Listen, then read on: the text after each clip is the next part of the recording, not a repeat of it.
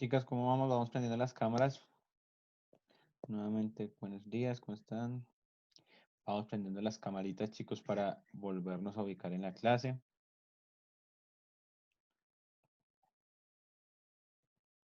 Ya descansaron.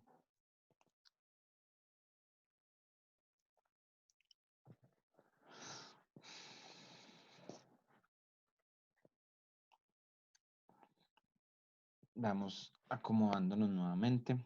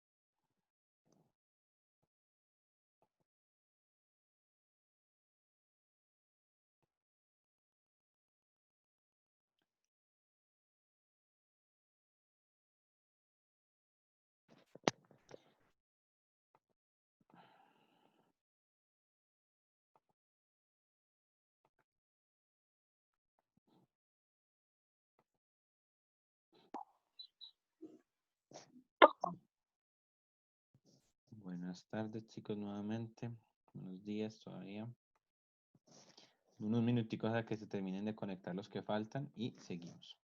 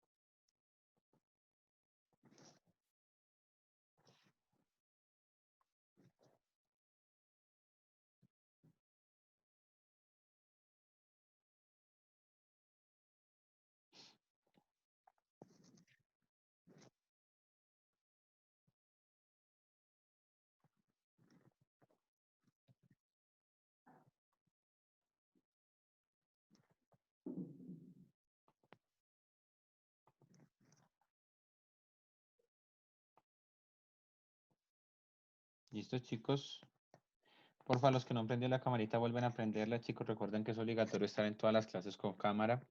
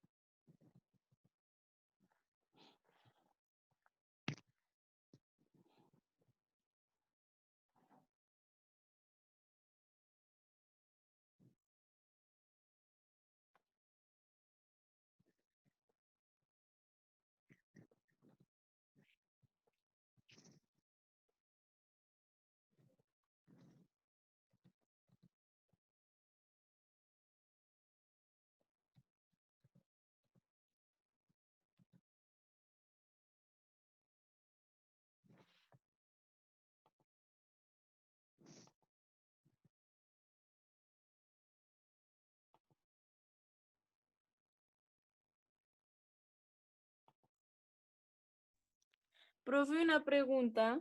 Dime, Sheila.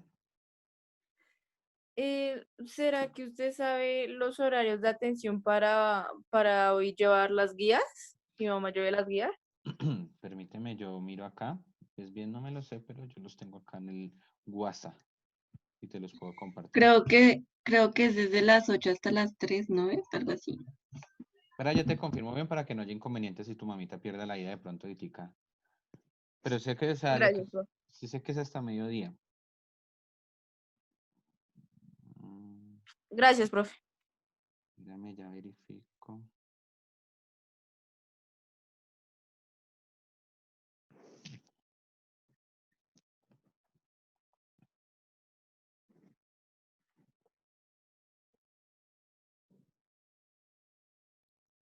Ah, no, mira. Sheila, pues lo que decía Sofía es cierto. De 7 de la mañana a 3 de la tarde.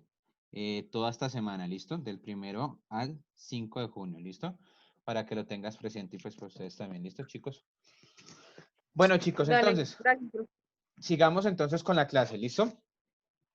La idea es poder terminar de leer los tratados para ubicarnos un poquito en el texto y terminar entonces de comprender cómo se va dando. Entonces vamos a seguir proyectando. Leímos el tratado número 2 con el clérigo y después vamos a hacer un acercamiento a la obra. No la vamos a leer toda por cuestión de tiempo, pero sí quisiera que leyésemos ciertas partes y ciertas cosas. Chicos, recordemos una cosa muy importante y es más, pónganlo en rojo, subráyenlo, en realce. El Lazarillo de Tormes es una epístola, es una carta enviada de Lázaro contando sus desventuras. Aunque es un libro como compendio, no se puede considerar una novela. Esta es una carta, ¿listo? Para que lo tengan muy presente. Entonces, ya acabamos de leer el del ciego, el del clérigo, perdón. Vamos a leer el del escudero. Le pido el favor a Michael que me colabore leyendo el del escudero. ¿Listo, Michael? Michael Ladino, ¿sí? Dale, profe. Listo, papá, hágale, gracias. Profe, que no Dime. veo nada, tengo la pantalla negra. O sea, está muy recortada. Punto de cortar, ¿qué? ¿No ves nada, no? No, Mm. pues como borroso y distorsionado. Chicos, ¿todos ven así? ¿No están viendo la presentación? No, pues ¿No qué? yo veo bien. ¿Tú ves la presentación? Yo también veo bien, profe. Michael, mira, de pronto salgo de conexión. Vamos a pedir el favor a otro compañero entonces mientras Michael está ahí. ¿Me deja? Yo quiero. Vale, si quiere dale y si algo ahorita le pedimos el favor a otra persona. Sí, colabórame con este, el escudero. Profe, voy a salir y vuelvo a entrar a ver qué pasa. Hágale, yo estoy pendiente para darle la entrada, ¿listo? Listo, sale. Bueno, Sofía, dale. en el tercer tratado, Lázaro da a conocer la aventura con su tercer amo, un escudero. Cuando llega a Toledo, Lázaro está malherido debido a los golpes de su anterior amo. Allí trata de sobrevivir gracias a las limosnas que consigue. Entonces conoce a un escudero que le ofrece trabajo. Lázaro cree que este mejorará su calidad de vida debido a su posición social. Sin embargo, su miseria continúa y de él solo sorprende que solo aprende que las apariencias engañan, pues el escudero se viste de forma opulenta y no tiene ni para comer. Al final, Lázaro huye de la casa del escudero cuando éste intenta escapar de los cobradores que vienen a por el dinero del alquiler. Muy bien, Sofía, muchas gracias. En esta parte, chicos, hay anécdotas muy curiosas. Una de esas anécdotas es que este es el único de los amos del Lazarillo que lo abandona. O sea, el de por sí en los otros, Lázaro es el que los abandona, este lo abandona a él, porque pues es un hombre que vive de apariencia, él vivía en arriendo y fueron a cobrarle y prefirió escaparse, dejando a Lázaro pues con la deuda del alquiler. Entonces esto es pues también como otro de los acontecimientos muy importantes a entender. Y también aquí volvemos a encontrar esto, aquí yo les traigo anécdotas aquí para que ustedes empiecen a entender. El escudero era tan pobre que no tenía con qué comer. Entonces Lázaro tiene que rebuscársela mendigando o robando para conseguir comida tanto para el escudero como para él. Entonces, pues esta es como la cuestión aquí también a entender, ¿listo? Vamos a seguir entonces, chicos, ¿listo? Cuarto, el fraile de la Merced. Le voy a pedir el favor a Jonathan Garay, ¿me colaboras leyendo este cuarto, por favor?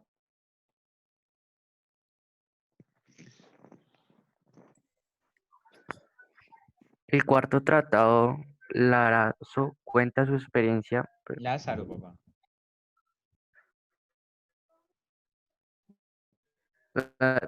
Lázaro cuenta su experiencia con el fraile de la Merced. Cuarto, este hombre es muy religioso y su mayor afición es caminar continuamente y dar largos paseos. Con el Lázaro aprende sobre la promiscuidad, no empatiza con su actitud frente a las mujeres y frente al clero. Sin embargo, el fraile regala a Lázaro su primer par de zapatos. Un día, Lázaro, cansado de caminar, termina abandonando al fraile. Listo, chicos. Jonathan, ¿me colaboras? ¿Te acuerdas qué es promiscuidad?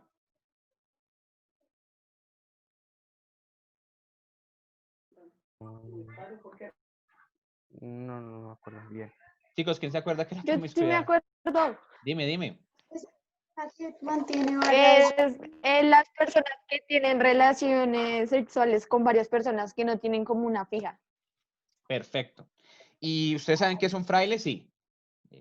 Luisa o Carla, ¿saben qué es un fraile? Sí. Chicos, ¿ustedes saben qué es un fraile? No. No. ¿Alguno de ustedes alguna vez ha visto ese tipo de personas con sotanas largas, caminando? Pues, ¿Sí? profe, ¿no son los que tienen que ver como con la iglesia o algo así? Sí, muy bien, Como Michael. los que ayudan en las iglesias y eso. Exacto, pero no, sí, no. No tanto el que ayuda como ayudante, Michael, sino que es parte de la iglesia, es el que se la pasa con la sotana larga y va caminando y va pidiendo limosna. Eso es un fraile. Muchos de ellos son los que se la pasan rezando, pidiéndole a Dios. En teoría, todos ellos son célibes. ¿Sí saben qué es célibe, chicos? ¿Alguno sabe qué es célibe? Vale, célibe es aquel que no tiene relaciones sexuales. Entonces, ¿ustedes lo que acaban de leer les parece muy apropiada la actitud del fraile? ¿Mm? ¿Qué opinan ustedes? ¿Sí les parece muy buena la actitud del fraile? Supuestamente tenía que ser célibe, es decir, no tener ninguna pareja, y este era todo lo contrario, promiscuo. Las tenía todas. Hay autores y lectores que aseguran que Lazarillo deja a este amo porque llegó a insinuarle alguna propuesta sexual. ¿Por qué? Porque el hecho de que le regalara zapatos para la época era un signo de eso, ¿sí? Es decir, en esa época, ¿no? Hoy en día, pues usted los zapatos los obtiene de cualquier lado, pero en esa época los zapatos eran signo de dignidad y esa dignidad se le regalaba a alguien.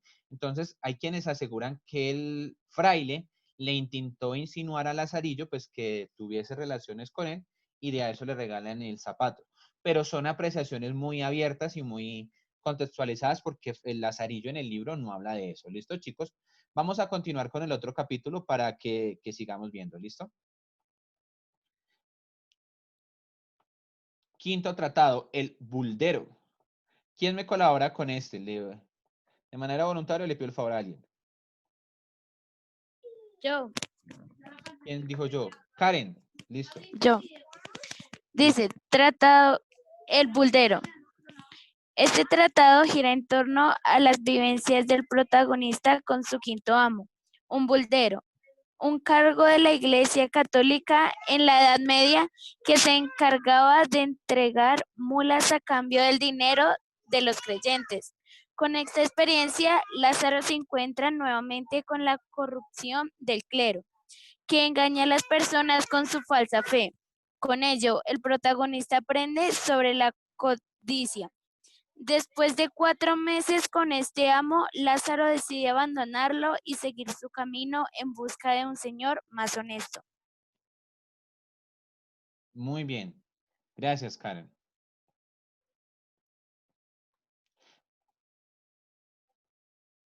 Entonces, chicos, ya con el buldero, ya ustedes ya les había explicado qué era el buldero. ¿Se acuerdan qué es el buldero? No. Bueno. No. El que da el papel está libre de pecados. Muy bien, Luisa. Entonces, eso era un negocio antiguamente. Entonces, yo le doy el papel, usted está salva y no tiene pecado. El buldero en esa época era un hombre tramposo. ¿Qué hacía el bendito para que ustedes se ilustren los acontecimientos picarescos de la obra? Él hacía un convenio con el alguacil, o sea, como con el policía encargado de ese pueblo, y le decía que cuando él estuviese ofreciendo la bula, lo fuese a arrestar, llegase a arrestarlo. Y cuando lo llegase a arrestar,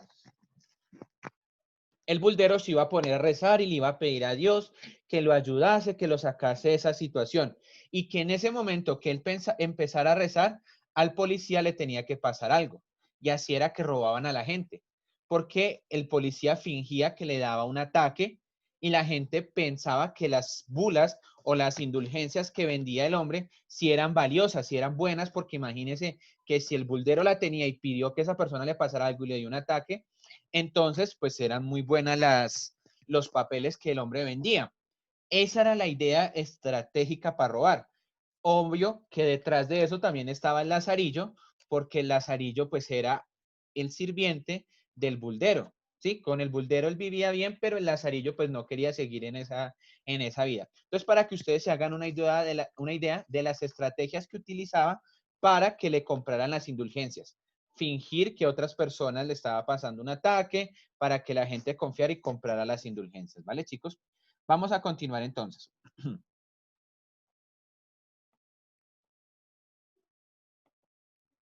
Sexto, el pintor y capellán. Este ya es como el último capítulo, uno de los últimos capítulos ya del texto, pero por eso se llaman tratados, porque son por partes. Entonces, Karen Sotelo, te pido el favor que me colabores leyendo, ¿listo? Tratado 6. El pintor y el capellán. En este tratado, Lázaro habla de quienes fueron su sexto y su séptimo amo. Primero, el protagonista se encuentra con un pintor al que sirve durante poco tiempo. La falta de ligación entre dos mundos opuestos hace que Lázaro lo deje. Luego, Lázaro conoce a su séptimo amo, un capellán explotador y oportunista. Con él, el joven aprende a trabajar y a ganar su propio dinero. Lázaro trabaja durante 4 años en condiciones miserables, pero consigue comprarse su propia ropa y cambiar de apariencia. Cuando logra ahorrar lo suficiente, deja al capellán y escapa de ese lugar. Listo.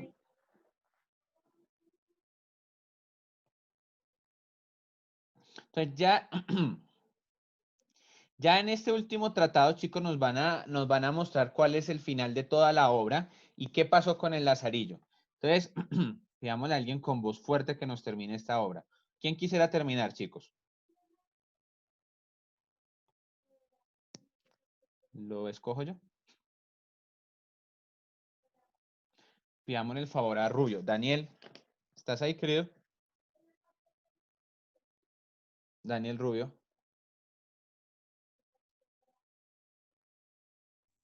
Señor, Regálame la lectura de este último, por favor. Tratado 7, el alguacil y el arcipreste de San Salvador. Y es que se ve borroso. En el séptimo tratado, el último del libro, Lázaro narra sus hazañas con su octavo y noveno amo. Después de su larga estancia con el capellán, Lázaro encuentra un alguacil que se convierte en su octavo amo. Con él dura poco tiempo, ya que considera que el trabajo y los pensamientos del alguacil son demasiado peligrosos y cercanos a la muerte. Finalmente, el noveno y el último amo de Lázaro es el arcipreste de San Salvador, quien le presenta a una de sus criadas para que sea su mujer. Lázaro se casa con ella y logra encontrar la felicidad y estabilidad que nunca antes había tenido. Listo, muy bien, chicos. Entonces, aquí encontramos ya al final del texto. Lazarillo de Tormes, habíamos hablado que la novela picaresca como tal no siempre tenía un desenlace, que muchas de las personas que en los relatos se tenían no ascendían en la escala social. En este caso, en el Lazarillo de Tormes, sí se da ese efecto. Él logra ascender en la escala social. Él, después de haber pasado por tantos amos, él logra tener la satisfacción de terminar con un buen cargo, con una buena esposa y teniendo una buena vida. Un cargo de pregonero del rey. ¿Sí? El pregonero del rey era uno de los cargos más importantes de la época porque se encargaba de que pues, el rey de que lo que el rey mandase, él lo iba divulgando por todo el pueblo, ayudando de esa manera a que las personas conociesen sobre lo que el rey pensaba. ¿Listo, chicos? Entonces, con este capítulo se da cierre y pues vemos, entre comillas, una historia feliz de un hombre que pues que a pesar de todas esas vicisitudes y todos esos problemas, logra sobrevivir a la inclemencia. Chicos, vamos a pasar al siguiente tema, que son los temas tratados. Entonces les pido esta parte para que tomemos nuevamente apuntes y retomemos la idea de estar escribiendo sobre qué asuntos nos trata esto y sobre qué nos compete para la obra. Entonces, el primer tema, perdón, los temas a lo largo de la novela se ponen de manifiesto de diferentes temas sobre la realidad de la época. A través de los ojos de Lázaro y de su picardía ante la adversidad, el lector puede reconocer el lado más cruel de la sociedad. Estos son los asuntos más importantes que critica el libro. El primer asunto y el más importante, chicos, y es por el que Lázaro empieza a dejar a cada uno de sus amos, es la honra, el honor y la honra. Es decir, en esta época eso era muy importante, tanto que no se hablaba de trabajos buenos y malos, sino trabajos honrosos y trabajos deshonrosos. O sea, un trabajo que no lo hacía sentirse mejor persona. En la época en la que se contextualizaba la obra, el honor estaba relacionado con el linaje, es decir, la dignidad y la honradez dependía de la familia a la que pertenecías. Era casi imposible ascender de posición social. También, la limpieza de la sangre era una de las grandes obsesiones en aquella sociedad española que excluía a los conversos, los sucesores de moros y judíos. Entonces, ¿qué pasa en esta época? En esta época, pues reinaba todo ese ideal de que algo así, estilo película de Harry Potter, de que no era la sangre pura. Entonces, en esta época no eran si eran sangre pura o no, sino que eran sangre real. La idea de que fuesen sangre de la realeza, de personas de estatus. Entonces, los que eran judíos, los que eran moros, eran personas consideradas extranjeros y por lo tanto sangre impura y casi como sangre, entre comillas, de animal que ellos no debían mezclarse. Entonces, la honra era algo muy importante, ¿sí? De ahí viene la expresión que a veces nosotros escuchamos en esas novelas y a veces también por ahí, de que ese es un bastardo, porque es un hijo fuera del matrimonio. Todo este tipo de idiosincrasia de pensamiento parte de esta idea de la honra y del honor. O sea, la persona con honra es aquella que goza de estas cualidades y de estas características dentro del pensamiento de ellos. ¿Listo, chicos? Entonces, para que vayamos tomando apuntes. El segundo tema, chicos, la avaricia y la corrupción del clero. Lazarillo de Tormes también enjuicia al clero. ¿Sí? Enjuicia quiere decir que empieza a mirar, a juzgar y a criticar al clero. El protagonista tiene diferentes experiencias con miembros de la iglesia. Estos personajes, lejos de ser agradecidos y caritativos, son avariciosos, hipócritas, egoístas y corruptos. Esta parte no habría que explicarla mucho, chicos. La hemos tratado ya toda la clase y es como toda esta problemática que se estaba presentando. ¿Listo? El hambre y la lucha por la supervivencia. Este es un tema bastante fuerte. Es uno de los problemas más profundos que asola en la sociedad. Este es otro de los temas más importantes contenidos en la novela. El hambre hace que Lázaro pase de ser un niño inocente a un joven pícaro. ¿Sí? Entonces, decía nuestros papás, o mi papá decía, tenía un dicho, que el hambre y el sueño eran los mejores maestros, porque decían ellos que cuando uno tiene hambre y cuando uno de pronto no puede dormir en un lugar cómodo, aprende a valorar ciertas cosas de la vida. Entonces, esto es una referencia a entender también la mentalidad del Lazarillo y la intención del autor. Entonces, el autor buscaba dar a entender que esa necesidad que empieza a tener el Lazarillo, que empieza a vivir él, pues va a continuar y le va a trascender a la idea de que tiene que madurar. Él pierde su infancia. Él ya no puede seguir siendo un niño inocente de que va a esperar a que alguien le lleve la comida, así como están ustedes en este momento, por ejemplo. Muchos de ustedes están esperando eso ahorita a mediodía o en la tarde para que les den la comida. Ustedes no están pensando, bueno, yo ahorita qué voy a comer, qué voy a hacer, me va a tocar salir a conseguirme la comida. No, porque ustedes tienen ciertos privilegios. Chicos, la mendicidad en relación directa con el hambre, El aumento de la mendicidad formaba parte también de la realidad social española de la época. Lázaro en la novela también tiene que ganarse la vida como mendigo cuando sirve al ciego y en otras ocasiones cuando se queda sin amo. Entonces ya aquí vemos cómo él tiene que mendigar y cómo la mendicidad se convierte en un estilo de vida más que de pronto en un trabajo. El abandono y la soledad. Lázaro es abandonado, entregado como un regalo a un amo. Es un niño que vive permanentemente en un estado de soledad, aunque a veces esté acompañado por sus diferentes amos. La realidad es que Lázaro es un niño huérfano y solitario que no tiene en quién confiar. Aquí no lo describen huérfano, ¿no? Recuerden que él sí tuvo mamá y papá y que el papá pues fue condenado a la cárcel y la mamá pues lo regaló por la situación en la que estaban viviendo. Pero pues lo describen como huérfano en la medida de que pues como él no vivía con sus padres naturales, pues él tuvo que vivir el abandono de parte de ellos. Las apariencias engañan. Ténganlo muy presentes ustedes en su vida. Esto se muestra continuamente en Lazarillo de Tormes. El ciego aprovecha su condición para engañar a las personas. El clérigo predicaba bondad y luego maltrata a Lázaro. El escudero está hundido en la miseria, pero finge lo contrario. Todos demuestran que la realidad no es lo que parece.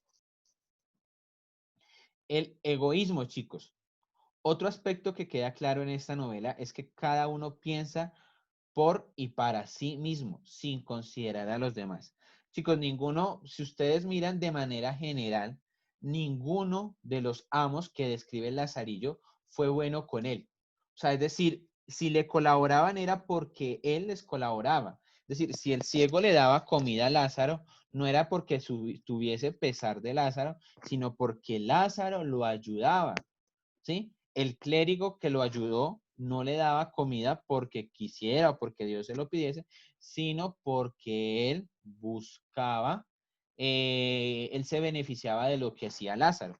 Y así pues en consecutivo con sus diferentes amos. En el caso del escudero que no tenía que comer, el escudero le daba un lugar donde quedarse y que no pasase de pronto frío o no pudiese dormir. Listo, chicos. Entonces, estos son los referentes bibliográficos. Vamos a proceder entonces a la segunda y última parte de la clase. Vamos a leer en sí la obra y les voy a pedir el favor a ustedes que me colaboren ahorita leyendo la obra para que comprendamos un poquito más, ¿listo?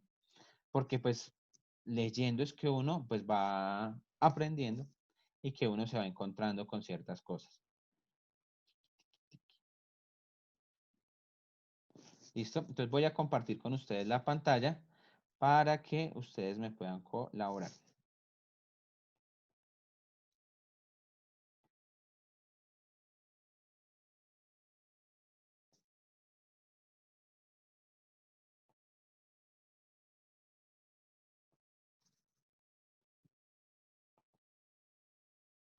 Y para que miremos la forma en que está escrita.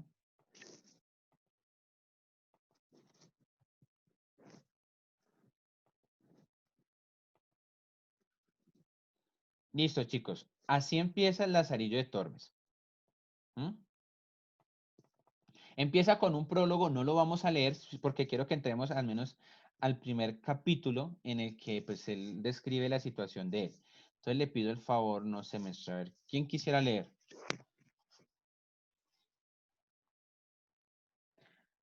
Pidámosle el favor, Alejandra Romero, ¿nos quieres colaborar leyendo, por favor?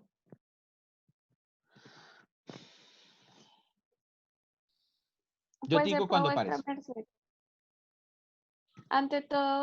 Ante todas cosas que a mí me llaman Lázaro de Tormes, hijo de Tome González y Aura Pérez, naturales de Tejares, aldea de Salamanca. Mi nacimiento fue dentro del río Tormes, por el cual causa toma de sobrenombre, y fue de esta manera mi padre, que Dios perdone, tenía a cargo de proveer una molienda de una seña que está ribera de aquel río, en cual fue molinero más de 15 años. Y estando mi madre una noche en la seña, preñada de mí, tomóle el parto y parióme allí. De manera que con verdad me puedo decir nacido en el río. Pues siendo yo niño de 8 años, achacaron mi padre ciertas sangrías, mal hechas en los costales de los que allí moler venían, por lo cual fue preso y confesó y no negó, y padeció persecución por justicia. Espero que en Dios, que está en la gloria, pues el Evangelio los llama bienaventurados.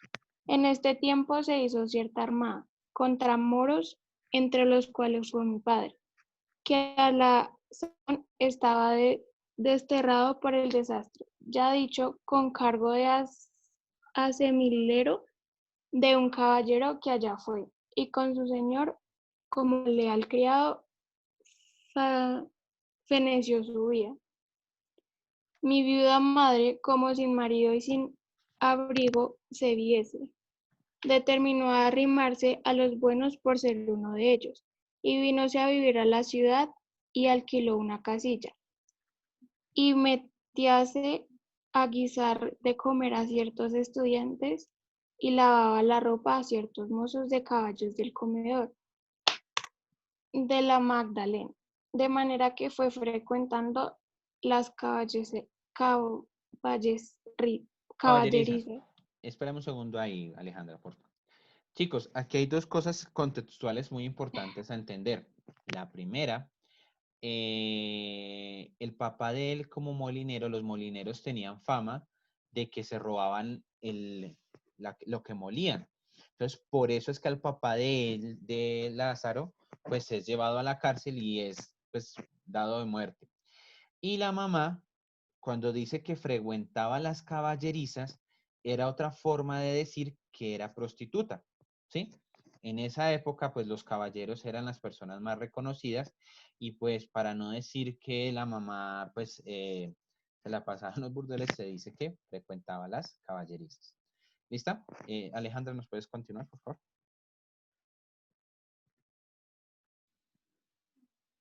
Ella y un hombre moreno de aquellos que las bestias curaban vinieron en conocimiento. Algunas noches se veían en nuestra casa y se iba a la mañana. Otras veces de día llegaba a la puerta en achaque de comprar huevos y entrabas en casa. Yo al principio de su entrada pesábame con él y habíale miedo, viendo el color y mal gesto que tenía. Más que vi que su venida mejoraba, el comer fuile queriendo bien, porque siempre traía pan, pedazos de carne y en el invierno leños a que nos calentábamos. De manera que, continuando la posada y conversación, mi madre vino a darme un negrito muy bonito, el cual yo brincaba y ayudaba a calentar. Y acuérdome que estando el negro de mi padrastro trevejando con el muslo, Mozuelo. como el niño vi a mi madre, y a mí blancos y a él no. Huía de él, con miedo para mi madre y señalando con el dedo decía, madre, Coco, respondió él riendo. Y de, y de, y de puta. Yo, aunque bien muchacho, noté aquella palabra de mi hermanico y dije entre mí, ¿cuántos debe de haber en el mundo que huyen de otros porque no se ve a sí mismo? Quiso nuestra fortuna que la conversación del Zaide, que así se llamaba, llegó a oídos del mayordomo, y hecha pesquisa hallóse que la mitad por medio de la cebada que para las bestias le daban hurtada, y salvos leña, almohazas, mandiles y las mantas y sábanas de los caballos, hacia perdidas y cuando otras cosas no tenía. Las bestias desarraba y con todo esto acudía a mi madre. Para criar a mi hermano no nos maravillemos de un clérigo ni de mi fraile, porque el uno hurta de los pobres y el otro de casa para sus devotas y para ayuda de otros tanto cuando un pobre esclavo el amor le animaba a esto. Y probósele cuando diga, y aún más, porque a mí con amenazas me preguntaban, y como niño respondía, y descubría cuánto sabía con miedo hasta ciertas cerraduras que por mandato de mi madre a un errado vendí. Al triste de mi padrastro azotaron y pringaron.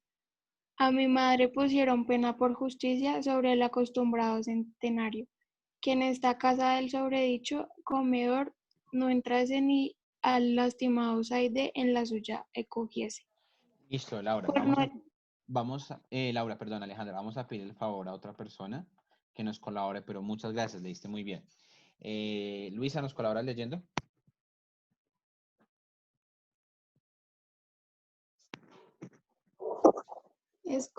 Acogiese, ¿sí? No, por no echar la soga tras el caldero. Caldero. Por no echar.